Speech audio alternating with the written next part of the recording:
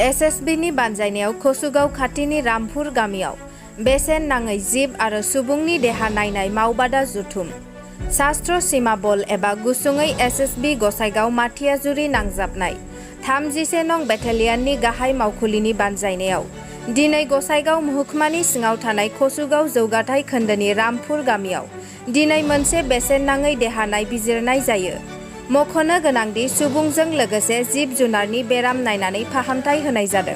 कामान्डेन्ट चिरन्जीव भट्टाचार्य, गाहाय फाहामगिरि doctor T हाथस आरो गोबां देहा फाहामगिरिफोर, गसाइगाव ओनसोलनि गागु खौरांगिरि शंकर चौधुरी आरो एसएसबी जवानफोराबो बाहागो लायो। फाहामथाय मावबादायाव हौवा हिन्जाव गासै 200 नायजागिरिफोरा दिनैनि बे बेसेन नाङै देहा नायजानायाव बाहागो लायो।